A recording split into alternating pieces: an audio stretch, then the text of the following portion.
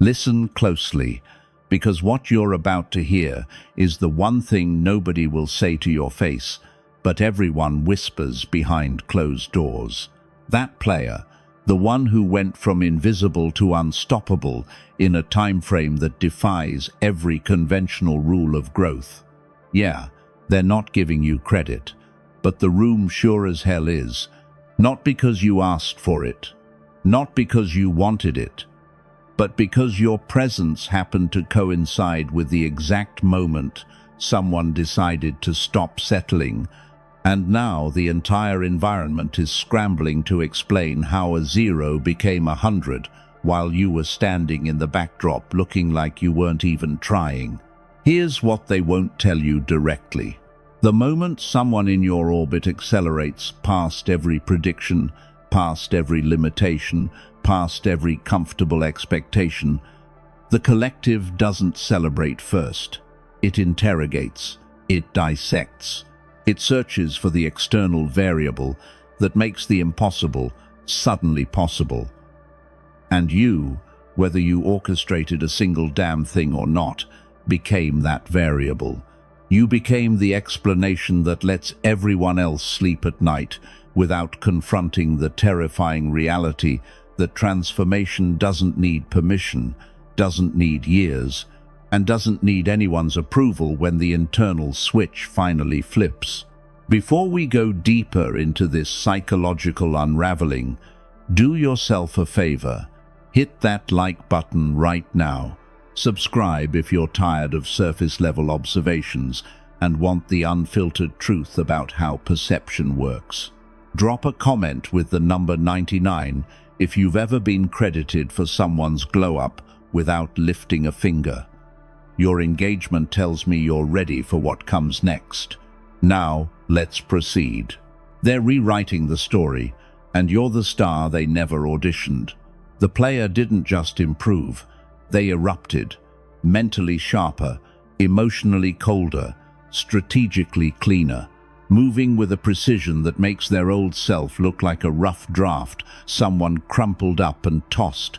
And the witnesses, the ones who saw the before and the after, their brains immediately started running diagnostics.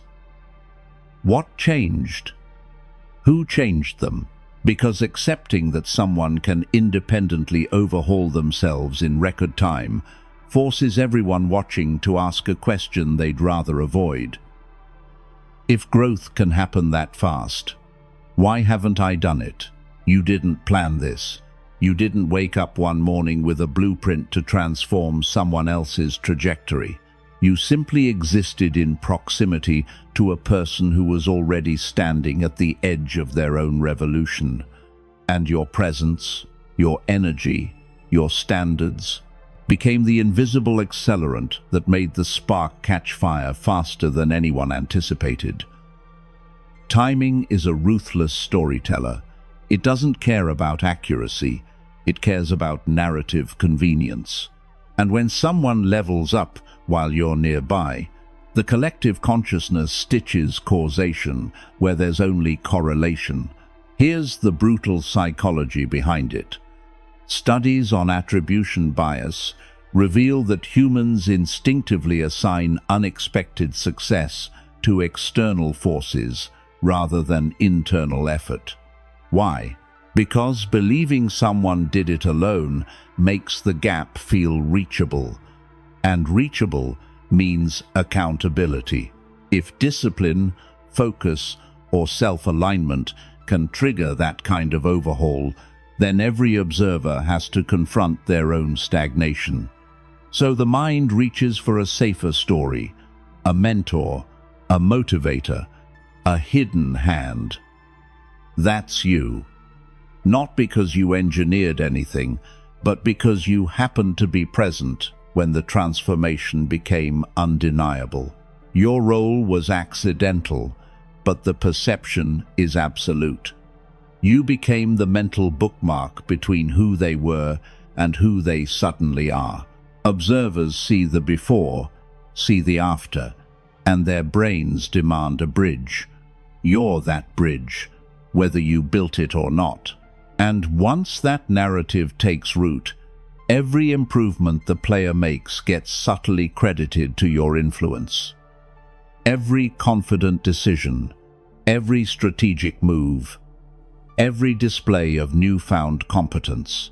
The room whispers your name because it's easier to believe in external influence than to accept that internal revolution can happen without warning. What makes this even more interesting is that you might not have said much. You might not have given advice, offered guidance, or even acknowledged the player's struggle. But your mere existence in the space, operating at a different frequency, refusing to participate in mediocrity, created a contrast so sharp it forced a reckoning. People don't wake up because someone tells them to. They wake up when they see someone living proof that settling is optional. You were the proof, and proof doesn't need to speak, it just needs to exist. You didn't coach them. You reflected what they were avoiding. Real transformation doesn't come from pep talks or motivational speeches. It comes from confrontation, not of the person, but of the gap between who they are and who they're capable of becoming. You became that confrontation without intention. Your standards, your pace, your refusal to bend toward comfort, these things didn't push the player forward. They exposed the distance between their potential and their reality, and exposure is more powerful than any instruction manual. Humans are masters at avoiding their own reflection. They'll distract themselves with excuses, comparisons, or external noise to dodge the uncomfortable truth staring back at them.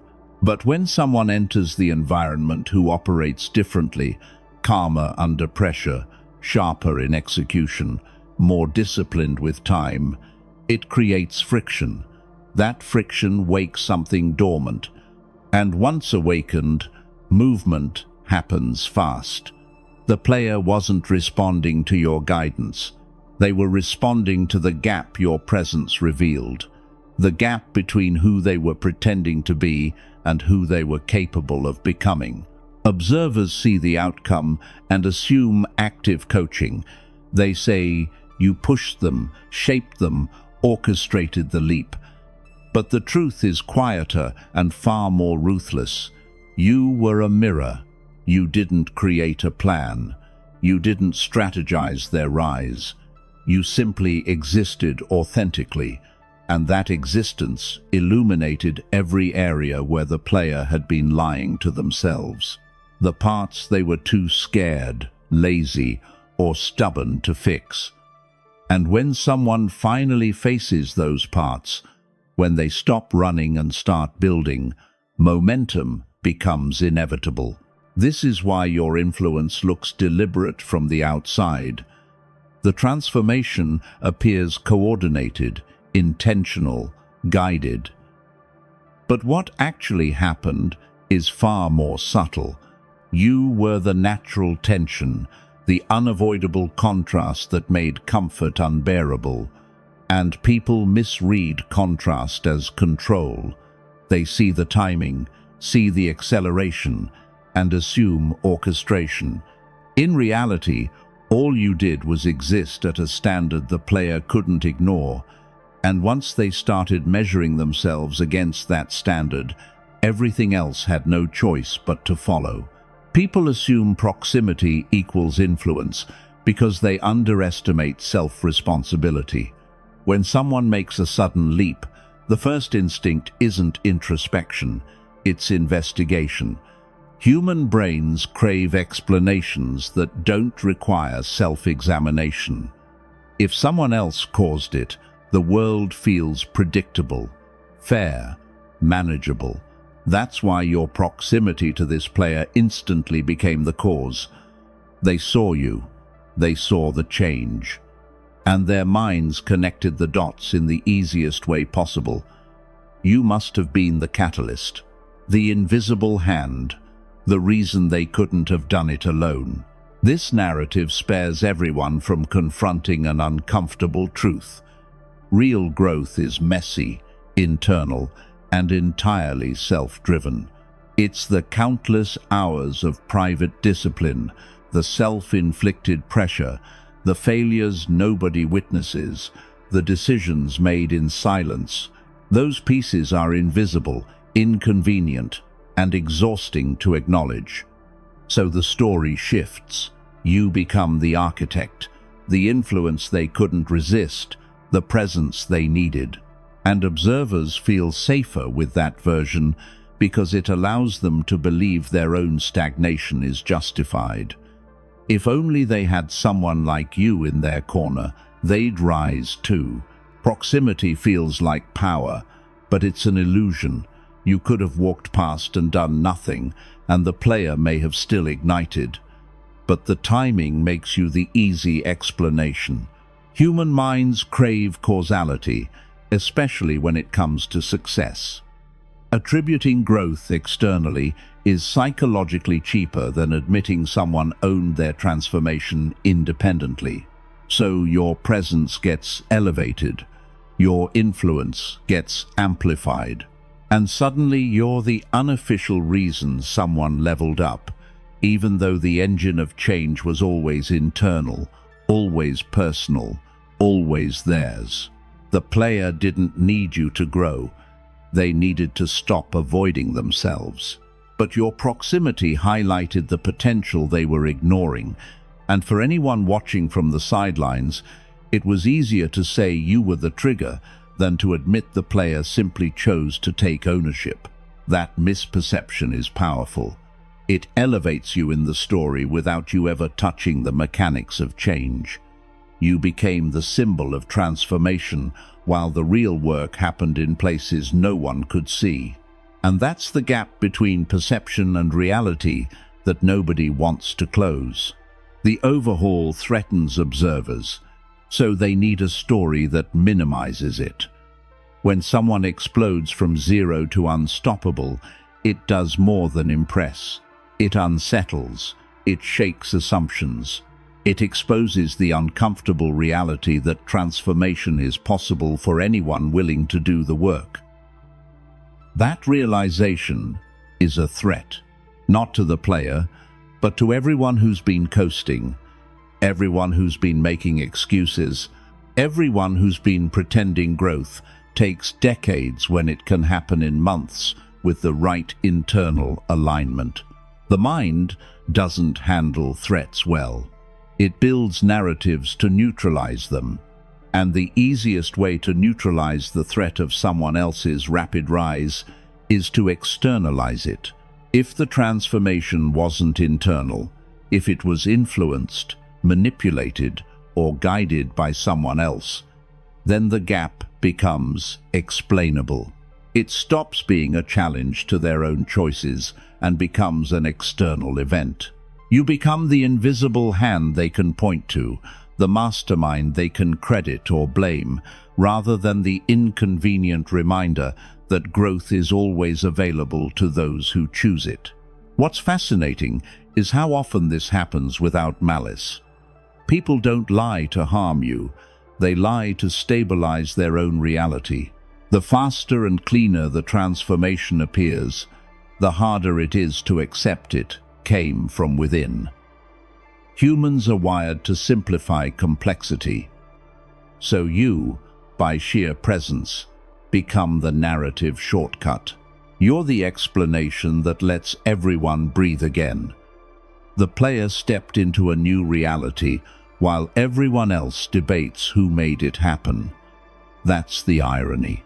The real work was silent, but perception doesn't reward effort. It rewards visibility. You didn't orchestrate the rise, but your proximity made it believable to the outside world that you did. And that perception carries weight. It gives you influence without effort, credibility without action, authority without intention. You became the face of a transformation you didn't create, simply because the collective needed someone to credit. And once that story takes hold, it becomes self-reinforcing. Every new achievement the player unlocks gets subtly attributed back to you. Every confident step, every strategic decision. The narrative feeds itself, and you become larger in the story than you ever were in reality. You became the before and after marker in their timeline. People don't notice slow change. Gradual improvement over months or years barely registers. But when someone shifts dramatically in a compressed period, human brains instinctively search for a reference point. Context is required to process transformation, and that's where you slip into the narrative. You didn't do the work. You didn't hand out blueprints, but your presence created a natural bookmark. There's a clear before you and after you, and the mind seizes that because it's digestible, manageable, easier than acknowledging the invisible grind that actually powered the shift. The reality is the player's journey was internal, private, entirely their own. Late nights, mental battles, repeated attempts, countless small decisions building the foundation for the leap. Nobody sees that. Human brains are lazy when it comes to credit. It's simpler to attach a visible figure to the timeline than to recognize transformation is often lonely and unglamorous. So your existence near the pivot becomes a mental shortcut. You're the punctuation in their story, the moment that divides past from present. And observers use that division to make sense of something they couldn't fully witness. Once people latch onto this symbolic role, perception amplifies it. Every improvement, every sign of confidence, every visible success gets subconsciously tied to your influence. They might mention your presence, your energy, your standards, but the real engine remains invisible. They don't see the countless micro-choices because they can't process the truth. Growth is personal, relentless, unmediated. You didn't shape the outcome. You didn't push the pieces into place. You simply existed at the moment everything changed. And human perception, desperate for clean explanations, rewrote the narrative to make you the marker between what was and what became. This symbolic placement is powerful because it gives you unearned credit without action. The player's evolution is real, undeniable, earned, but the story, in the minds of everyone else, belongs partly to you. You didn't engineer it, you didn't intervene, you just stood at the pivot point, and that was enough. Perception doesn't care about mechanics, it cares about meaning. And you became the meaning everyone needed to explain a transformation they couldn't fully understand. That's influence without intention. That's power without effort. That's how you end up credited for someone else's revolution, simply by being present when the internal war was finally won. Your standards quietly reset the room without saying a word. Influence doesn't always announce itself. Sometimes it's the quiet insistence of presence. When someone operates on a higher level of clarity, discipline, or integrity than the environment is used to, people feel it immediately. You didn't announce rules. You didn't distribute expectations. You just lived according to your own internal compass, and that alone was enough to shift the energy, to subtly raise the baseline of what's acceptable, to force everyone in proximity to recalibrate their own behavior against yours. Humans are incredibly sensitive to contrast. When someone suddenly embodies focus, decisiveness, or poise that others have been avoiding, it exposes gaps, creates tension, forces silent comparisons. People start measuring their own routines, choices, and standards without realizing it.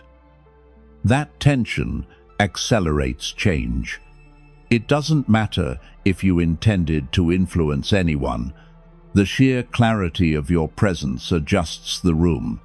And when someone decides to rise to meet that new energy, it looks from the outside like you orchestrated it, when in reality, you simply refuse to lower yourself to match mediocrity.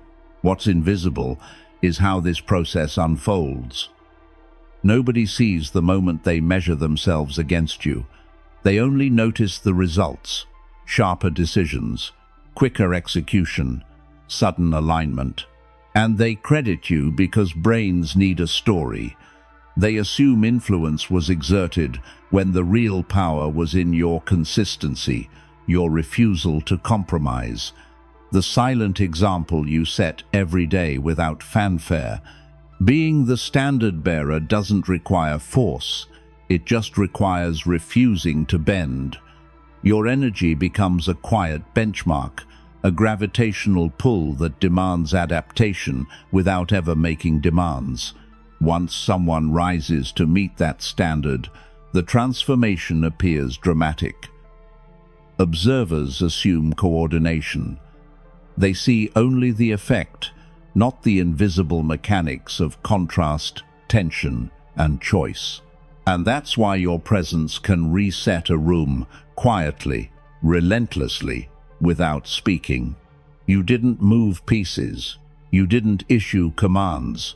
You simply existed at a level that made staying stagnant uncomfortable. And discomfort, when channeled correctly, becomes the most powerful motivator in human psychology. You became the discomfort they needed, and now they're crediting you for the growth that discomfort triggered. Observers mistake emotional friction for strategic manipulation. Change is messy, uncomfortable, full of tension. When someone around you suddenly accelerates, people watch and try to explain it. And because humans hate ambiguity, they look for a visible cause. Any friction, any challenge, any tension that naturally emerges gets misread as deliberate, as if you planned the disruption like a strategist. When in reality, nothing could be further from the truth. Emotional friction is just the byproduct of contrast. When clarity exists near confusion, tension is automatic. You embody something others in the environment lack: focus, authenticity, discipline. That creates unease, not because you're pushing, but because you're reflecting. People feel it because they can't escape noticing their own gaps. When the player experiences that tension internally, it sparks movement, confrontation with limits, confrontation with avoided work. That friction is natural, not manufactured. It's simply the energy that emerges when someone refuses to settle while others remain comfortable. Observers see tension and immediately assume intent. They say you're pushing, guiding, controlling. They assign strategy where none exists. The irony is, your role is entirely accidental. You didn't plan discomfort. You didn't weaponize it. You simply existed as a reference point, a standard, a presence that highlighted gaps nobody wanted to face. This is why sudden transformations always generate stories around external forces. Friction is unavoidable when standards collide. But influence doesn't require orchestration. Your presence naturally triggers tension. Tension sparks growth. And observers mistake the reaction for deliberate manipulation. They credit strategy when all you did was refuse to participate in stagnation. You didn't push the player forward. You reflected their untapped potential. And reflection, when unavoidable, is more powerful than any deliberate push could ever be. The player saw themselves clearly for the first time, not because you held up a mirror intentionally, but because your existence made avoiding the reflection impossible. That's the difference between active influence and passive catalysis. You weren't the engine. You were the spark that ignited the engine they already had. And now the world credits you for combustion you never controlled. The overhaul forced others to reevaluate assumptions, and they resent that. People build mental maps, categories, boxes. It's comforting, predictable, safe. When someone shatters those boxes by growing past expectations, those maps crumble. Suddenly, everything they thought they understood about the player and about potential itself is questioned. That disruption breeds discomfort. And discomfort, left unexamined, curdles into resentment. Your presence in this scenario becomes a focal point, not because you caused the transformation, but because you existed during it, and that's enough for perception to assign blame. Observers start noticing patterns they'd ignored. How long the player struggled in silence, how small decisions compounded, how consistency quietly reshaped everything. And when they notice, they feel threatened. Not by the player, but by the implication that they've been underestimating potential in themselves and others. That realization is heavy. Humans rarely enjoy admitting miscalculation, so resentment emerges. It's easier to blame external influence than sit with uncomfortable knowledge that someone's growth was inevitable, deserved, and entirely independent of their attention or approval. What they fail to see is transformation was never about the audience. The player's rise was built in silence through work nobody witnessed. Your presence simply highlighted the shift in contrast, showed gaps others conveniently ignored. People resent what forces them to see reality they'd rather avoid, and your proximity makes you an easy target for that resentment. You didn't cause transformation, but you became the face of disruption everyone needed to rationalize change they couldn't fully comprehend. That tension magnifies perceived influence, making you appear more powerful than anyone could plan. You're not responsible for their discomfort. You're just the visible reminder that growth doesn't ask permission, doesn't wait for consensus, and doesn't require external validation. The player proved that. And now everyone watching has to reconcile their assumptions with a reality they didn't predict. That's not your burden, that's theirs. But perception doesn't care about fairness. It cares about narrative. And you became the narrative anchor, whether you signed up for it or not. People overestimate influence because they don't see internal wars.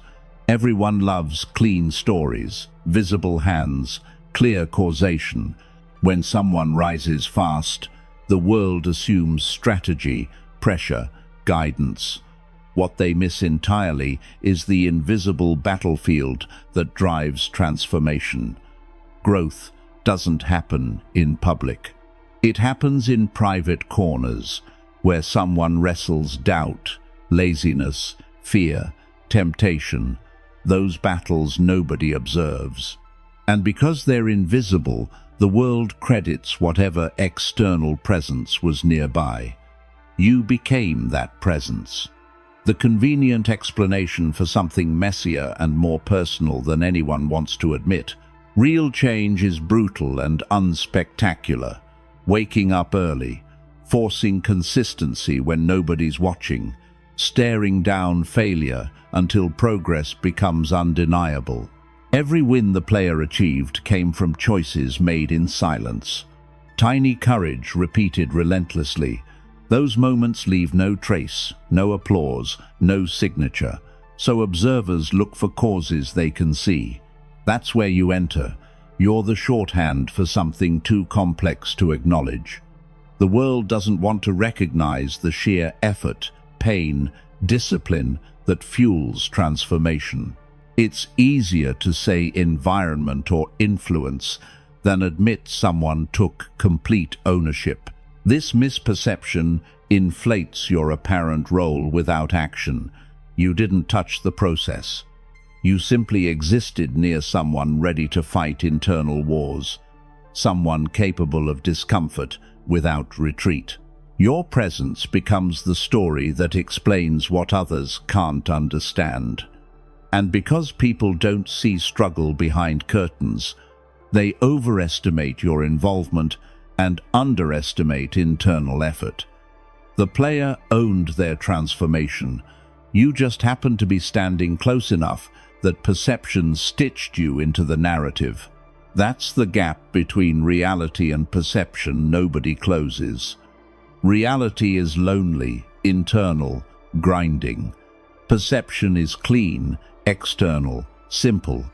And perception always wins in collective storytelling. So you get credited for growth you didn't engineer, influence you didn't exert, transformation you didn't control, all because the world needs stories that make sense. And you, standing at the right place at the right time, became the story everyone needed to explain something they couldn't fully witness. Here's what you need to understand as we close this out. You didn't ask for this role. You didn't audition for it. You didn't strategize your way into becoming the unofficial architect of someone else's transformation. But perception doesn't care about intention. It cares about proximity, timing, contrast, and you happen to exist at the intersection of all three when someone decided to stop pretending and start becoming. That's not manipulation. That's not orchestration. That's just the brutal reality of how human minds assign credit when they can't process the mechanics of internal revolution. The player leveled up because they finally confronted themselves. They stopped avoiding the work. They stopped settling for mediocrity. They stopped listening to the voices that told them growth takes decades when it can happen in months with the right alignment. You didn't create that shift, but your presence made ignoring it impossible. You became the contrast that made comfort unbearable, the standard that made stagnation obvious, the silent challenge that forced a reckoning. And now the room whispers your name, because it's easier to believe you controlled the outcome than accept someone simply chose to rise. Let this sink in. Every time someone credits you, they're actually confessing their own limitations. They're admitting they can't fathom internal transformation powerful enough to bypass years of expectation.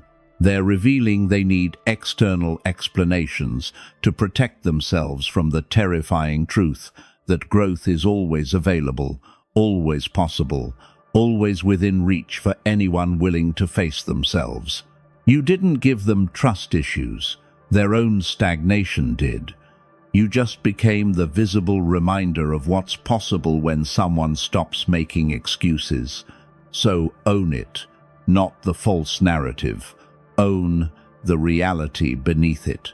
You operate at a frequency most people can't sustain. You refuse to participate in mediocrity. You exist authentically while others perform. And that existence, that refusal, that authenticity, it creates ripples whether you intend them or not. The player caught one of those ripples and used it to propel themselves forward. That's not your responsibility, that's their victory. But perception will always try to share credit, assign influence, rewrite timelines.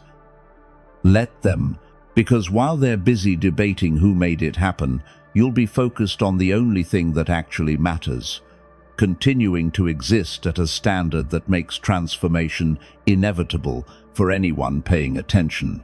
If this resonated, if you've ever been credited for someone's rise without lifting a finger, if you understand the weight of being the accidental catalyst, then let me know. Like this video, Subscribe for more breakdowns that cut through surface observations and expose the psychology beneath. Drop 99 in the comments if you've lived this exact scenario. Your engagement tells the algorithm this message matters. And maybe, just maybe, it'll reach someone else who needs to understand they're not responsible for other people's projections. They're just powerful enough that their presence alone shifts rooms. And that's not a burden, that's a reminder of exactly who they've always been.